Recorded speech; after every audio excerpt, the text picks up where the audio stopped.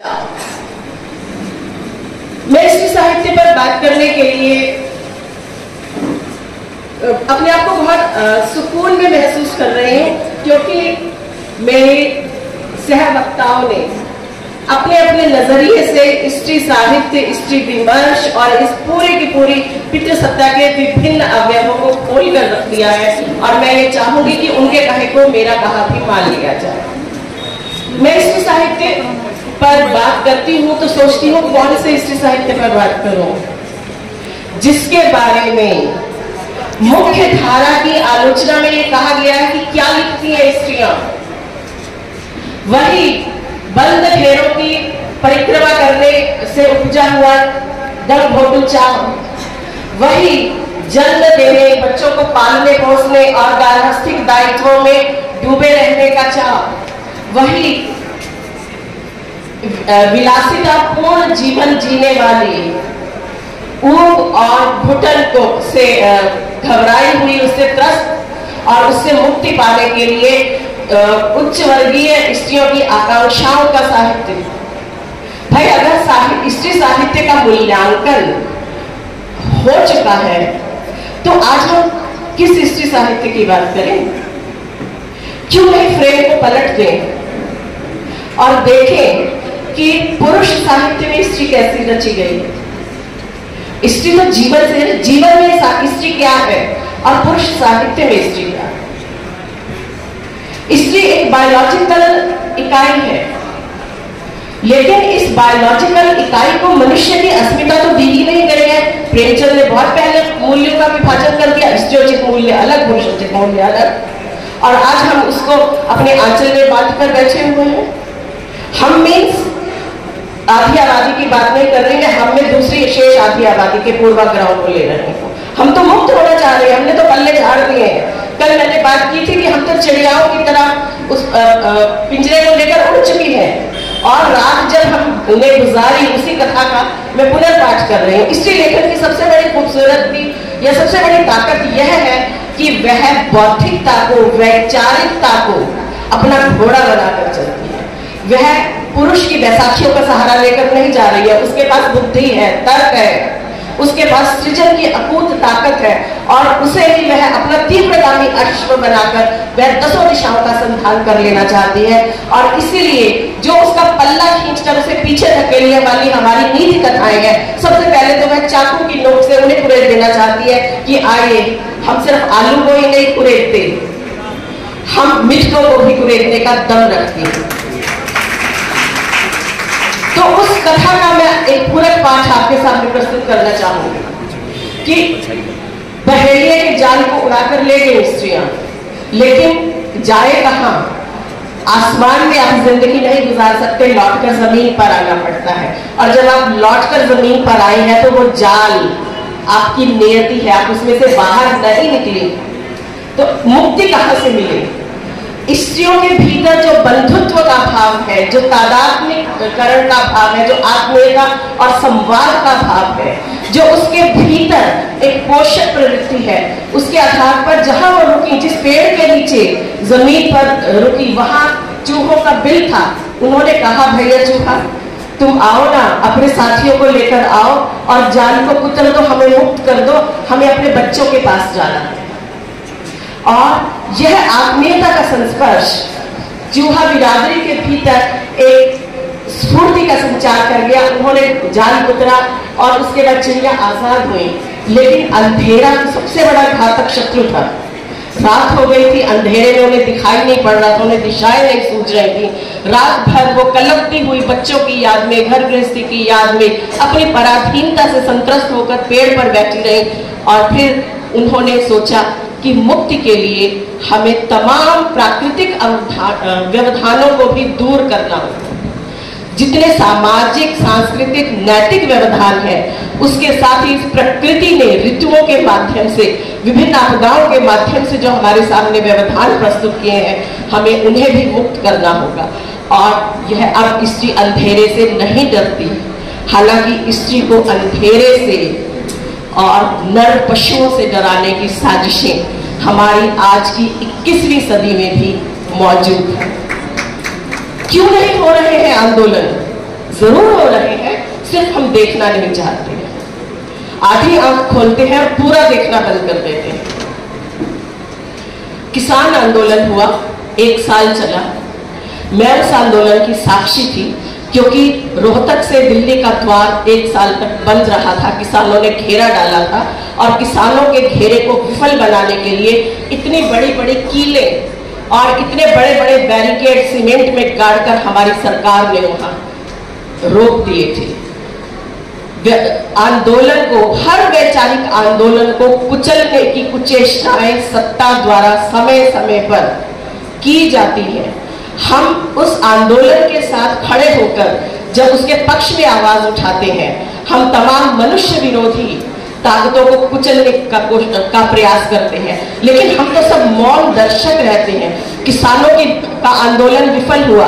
लखीमपुर खीरी में किसानों के ऊपर जीप चढ़ाई गई। उस किसान आंदोलन में पंजाब की और हरियाणा की कितनी स्त्रियां अपना घर बार छोड़कर गर्मी सर्दी की भीषणताओं से मुकाबला लेते हुए वहां आई। वह हमारे सामने एक मुक्ति का, एक स्फूर्ति का, जिजीविषा का अध्याय नहीं बना।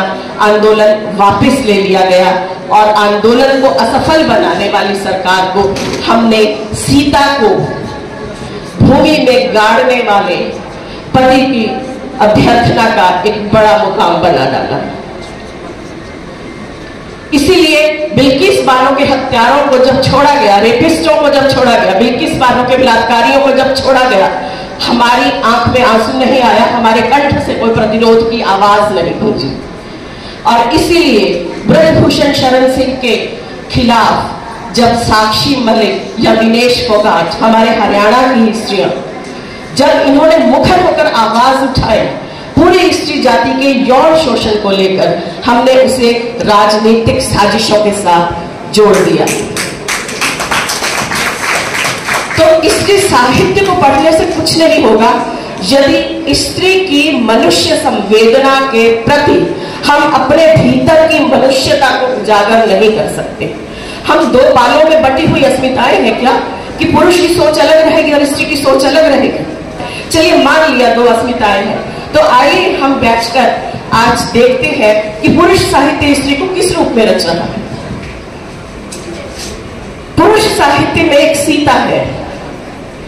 सीता है शील, मर्यादा और सौंदर्य की स्वामिनी। रावण की कैद में होने के बावजूद उसने न अपनी मर्यादा खोई, न शील खोया।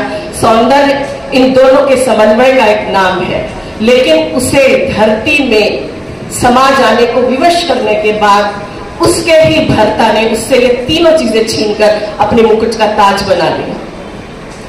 हमें सांस्कृतिक संरचनाओं पर प्रश्न उठाना है और इन धार्मिक सांस्कृतिक संरचनाओं पर जब प्रश्न उठाया जाता है, जो स्त्री साहित्य प्रश्न उठाती है, उसे मुख्य धारा में उस पर चर्चा का विषय में क्यों नहीं बनता है? क्यों पुरुष आलोचक एक गहरी उपेक्षा भरी चुप्पी सानकर उस पर चुप रह जाते हैं?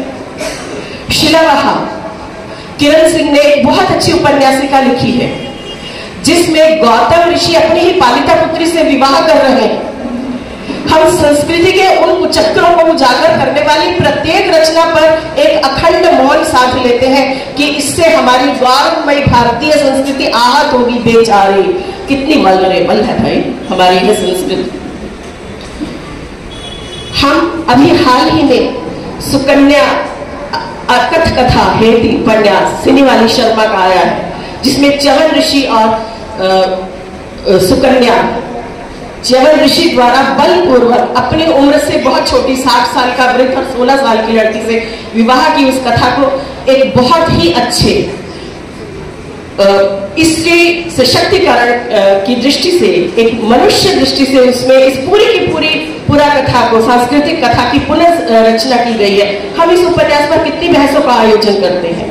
हम मीन्स में दोबारा कहूंगी पुरुष आलोचना, क्योंकि वो कहता है कि स्त्रियां तो हाशिए की वासिनी है, हाशिए कितने बड़े कर दो वो रहेगी वहीं की वहीं। हालांकि मैं ये कहती हूँ केंद्र में स्त्री है, लेकिन इन साजिशों की शिकार स्त्री के साहित्य पर पुरुष साहित्य कितनी बात कर रहा है।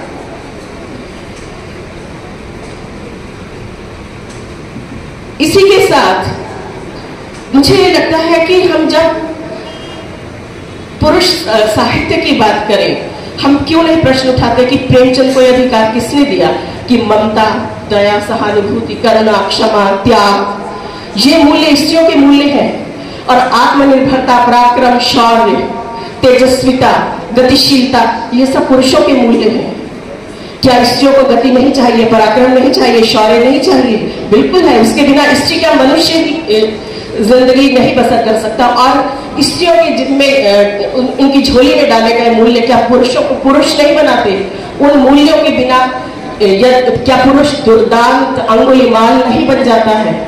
महात्मा बुद्ध आज भी तमाम सदियों का अंतराल पार करके जिंदा है, ईसा मसीह की तरह, क्योंकि उनके भीतर पुरुषोचित गुणों के साथ साथ तथा कथित स्त्रियोचित गुण भी समाहित थे, समन्वित थे। तो इन समन्वय को, मानवीय मूल्यों को जब जेंडर में तब्दील कर दिया जाता है, तो हम बायोलॉजिकल एंटिटी को एक सोशल बाय प्रोडक्ट में कन्वर्ट कर देते हैं। और हमारे तमाम लेखन की, स्त्री लेखन से ज्यादा दायित्व पुरुष लेखन का है कि वह इस सोशल कंस्ट्रक्ट के खिलाफ, जेंडर नामक इस सोशल कंस्ट्रक्ट के खिलाफ लड़ाई लड़े। स्त्रियों के लिए तो सुबोधनियां दी ही जाती हैं। आज एक नई सुबोधनी बन गई है, स्त्री को ये करना चाहिए, स्त्री को वो करना चाहिए, स्त्री के साहित्य में ये कमियां हैं। मैं यहाँ इस प्रश्न को उठाना चाहती हूँ कि पुरुष साहित्य किस तरह की स्त्री को रच रहा है आज, या पुरुष साहित्य के बरक्स उसकी समकालीन स्त्री किस तरह के सामाजिक पारिवारिक मुद्दों को लेकर बहस कर रहे थे। छोटे छोटे 2-3 उदाहरणों से सिर्फ संकेत देते हुए अपनी बात करती हूँ। पंडिता रमाबाई की बात हुई। पंडिता रमाबाई के ही समकालीन थे भारतेंदु हरिश्चंद्र। दोनों ही हंटर आयोग के सामने उपस्थित हुए थे, सामाजिक उत्थान के सरोकारों को लेकर, स्त्री शिक्षा के सरोकारों को लेकर। रमाबाई ने कहा कि स्त्रियों को मेडिकल की शिक्षा दीजिए, सिर्फ नर्सिंग नहीं, स्त्रियों को डॉक्टर बनाइए, क्योंकि प्रसूति के समय शिशु मृत्यु दर और स्त्री मृत्यु दर बहुत ज्यादा है। और हमारा शुचितावादी समाज पुरुष डॉक्टरों को बुलाने के लिए रजामंद नहीं होता है, इसलिए स्त्रियों को दाई के बजाय नर्स का और डॉक्टर का विधिवत प्रशिक्षण दिया जाए। उसी हंटर आयोग के सामने भारतेंदु हरिश्चंद्र कहते हैं कि जो बाद में उनके एक लेख में भी वो सारे के सारे विचार आए कि स्त्रियों को पढ़ाइए, पर उस चाल से नहीं जिस चाल से लड़कों को पढ़ाया जाता है। उन्हें एक अच्छी पत्नी, एक अच्छी माँ, एक अच्छी गृहिणी बनने की शिक्षा दीजिए। तो हम स्त्री के साहित्य को लेकर इनमें बहुत निकालेंगे, लेकिन उसके बरक्स उसी समय में जीवित 2 विभिन्न वैचारिक हस्तियों के विचारों को, जेंडर को लेकर जो उनमें अंतर आया है, क्यों नहीं हम उसे रेखांकित करते। इसलिए मुझे लगता है कि आज के समय जब हम स्त्री साहित्य की बात करते हैं, हमें उस साजिश को भी दरकिनार कर देना चाहिए, उसका पर्दाफाश कर देना चाहिए कि आज हम साहित्य में आलोचना को हाशिए पर डाल देते हैं। हम जब स्त्री साहित्य की बात करते हैं, हम मानकर चलते हैं कथा साहित्य, कविता, नाटक, कथेतर गद्य, लेकिन उसमें आलोचना भूलकर भी नहीं आएगी, क्योंकि ये माना जाता है कि आलोचक मीन्स ये क्या कहें हम, भाग और चारण, वो तो सिर्फ दूसरों की पूंजी पर ही अपना व्यापार कर लाता है। लेकिन आलोचना में सबसे ज्यादा बौद्धिकता है, वैचारिकता है, एक बड़े पर्सपेक्टिव में पूरे के पूरे समय के विकास यात्रा को, जो विकास के साथ साथ वो प्रगतिगामी यात्रा भी हो सकती है, उसके दोनों किनारों को आंकने की और उसके कमियों को इंगित करने की एक बहुत बड़ी क्षमता होती है। इसी के साथ प्रेमचंद के साथ उनकी पत्नी शिवरानी देवी कहानियां लिख रही थी। आप सिर्फ 2 रचनाएं पढ़ लीजिए, शिवरानी की कहानी साहस और प्रेमचंद की कहानी, प्रेमचंद का उपन्यास निर्मला, दोनों में बहुत अंतर आ जाएगा कि किस तरह से स्त्री को सहानुभूति दी जाती है और शिवरानी देवी स्त्री को कर्ता का भाव देकर आगे चल रही है। सिमोन द बोवा ने बहुत ठीक कहा है कि जब जब स्त्रियां कटघरे में होती स्त्रियों को कटघरे में खड़ा कर दिया जाता है। हर वाचाल स्त्री, निर्भीक होकर अपनी बात कहने वाली स्त्री, वह कटघरे में खड़ी कर दी जाती है और वहां वह तमाम उम्र अभियुक्त की तरह ही वह दंडित की जाती रहेगी, क्योंकि जज, ज्यूरी, वकील और गवाह वे सब पुरुष हैं और पुरुष के आधार पर ही काम करते हैं, पुरुष के पक्ष में ही अपनी राय देते हैं। आज किस पुरुष रचनाकार की रचना में स्त्री हमें दिखाई पड़ती है, इस प्रश्न पर हमें विचार करना चाहिए। प्रेमचंद के बाद हमें एक लंबी परंपरा दिखाई पड़ती है। उन्होंने स्त्री का चित्रण किया, भले ही पितृसत्तात्मक दबावों से, मर्दवादी सोच के साथ स्त्री को उन्होंने दोयम दर्जे का प्राणी सिद्ध करने के लिए साहित्य रचा, लेकिन 21वीं सदी में कौन से पुरुष रचनाकार स्त्री पात्रों को गढ़ रहे हैं, इस पर एक खोज की जानी चाहिए। स्त्री का साहित्य से गायब हो जाना दरअसल स्त्री विमर्श के प्रति, स्त्री के सशक्तिकरण की मुहिम के प्रति मर्दवादी व्यवस्था का मौन प्रतिरोध है। स्त्रियों को उसी तरह से गायब कर दिया जाता है जैसे सोनोग्राफी के दौरान स्त्री भ्रूण को कोख से ही गायब कर दिया जाता था। यह एक अलार्मिंग सिचुएशन है। आज हम इस न्यूनता की तरफ, इस अदृश्य साहित्य से अदृश्य कर दी जाती स्त्रियों के बात को लेकर हम ध्यान नहीं दे रहे हैं, लेकिन स्त्री साहित्य के अतिरिक्त पुरुष साहित्य में स्त्री जिंदा क्यों नहीं है, इस पर एक बड़ी बहस की जानी चाहिए। बहुत से सवाल उठाए जा सकते हैं, लेकिन चूंकि समय तो है ही और कहने को अनंत है, अनंत हरि कथा अनंत की तरह स्त्री के शोषण की कथा भी अनंत है, और इस शोषण को पहचानने के लिए हमें स्त्री को कटघरे में नहीं खड़ा करना है। आप ये मानकर चलिए, पितृसत्तात्मक व्यवस्था एक गिलोटिन लेकर चलती है और जल्लाद का गिलोटे वह हमेशा पत्थर पर स्त्री के सिर को रखकर ही चलता है। तो हमें स्त्री साहित्य से अपेक्षाएं पालने की से पहले यह देखना है कि मुख्य धारा का सृजनात्मक साहित्य, आलोचनात्मक साहित्य क्यों स्त्री के स्वर को अदृश्य करता है, क्यों स्त्री साहित्य को, स्त्री विमर्श की संगोष्ठियों को एक गायनी वार्ड में तब्दील कर दिया जाता है, क्यों आज भी रघुवीर सहाय की वो 2 कविताएं जिंदा है जहां वो कहते हैं बहुत ही व्यंग्यात्मक ढंग से, पढ़िए गीता बनिए सीता, और किले में औरत, और किले में औरतें किले में रहती है और अपनी रहस्यमय बीमारी से मर जाती है। परिवार के पुरुषों को स्त्रियों की समस्याओं से, स्त्रियों के मानस से, स्त्रियों की बुद्धि से, स्त्रियों के सपनों से इतना निबिड़ अपरिचय क्यों है? क्यों आज भी यह कृष्णा सोबती के दिलो दानिश की है पंक्ति बहुत ही महत्वपूर्ण और आज भी मानी खेजरी हुई पड़ी, उस पर क्रॉस लगाकर उसे हमने ऑब्सोलीट क्यों नहीं बना दिया है, जब वो कहती है कि पुरुषों को लगे रहते हैं मौज मजे और स्त्रियों को लगे रहते हैं व्रत त्योहार और मुजरे। यानी स्त्रियां या तो कुलीन स्त्री बनकर रहे, घर की चौहद्दियों में सती स्त्री बनकर रहे, या फिर वो घर से बाहर घर की चौहद्दियां तोड़े तो वह मुजरे करे, बार डांसर हो, वह वेश्या हो, वह पुरुष का रंजन करे। तो स्त्री क्या अभी भी पुरुष द्वारा निर्मित सामाजिक संरचनाओं में इसी द्वित्व को जीती रहेगी? क्या उसकी मनुष्य अस्मिता नहीं होगी? स्त्री अपने साहित्य में बार बार अपने मनुष्य अस्मिता का सवाल उठा रहे हैं, लेकिन उन्हें परखने वाला पुरुष आज भी साइलेंट है। मैं अंतिम बात ये कह रही हूँ कि मैं ये मानती हूँ कि एक आलोचक के तौर पर, एक विचारक के तौर पर, स्त्री हो या पुरुष, उसे विचार करना है कि साहित्य का मूल्यांकन कैसे किया जाए। मैं इसमें 4 मानदंड रखती हूँ। पुरुष द्वारा रचित साहित्य का स्त्री दृष्टि से पुनर्मूल्यांकन होना चाहिए। दूसरा, पुरुषों ने स्त्रियों के साहित्य का जो मूल्यांकन किया है, मीरा को भक्त कवित्री बना देना, महादेवी वर्मा को आधुनिक युग की मीरा बना देना, सुभद्रा कुमारी चौहान का खूब लड़ी मर्दानी में तो झांसी वाली रानी की गायिका बनाकर उनके तमाम कहानी साहित्य को अदृश्य कर देना, जिसमें वो इस पितृसत्ता पर बहुत गहरी चोट करती है। तो इस तमाम पुरुष द्वारा जो आरोपित स्त्री साहित्य का मूल्यांकन है उसे पुनर्मूल्यांकित करने की चेष्टा होना।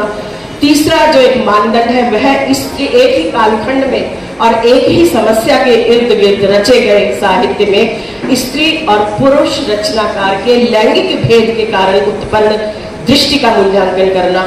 और चौथा, आज के संदर्भों में स्त्री लेखन का मूल्यांकन करना कि स्त्री कहीं एक और नया रीतिकाल का पाठ तो नहीं कर रही है, जहां पुरुष खलनायक है, हरामी है या नर पुरुष है, क्योंकि समाज समन्वय में आगे बढ़ता है, सद्भाव में आगे बढ़ता है।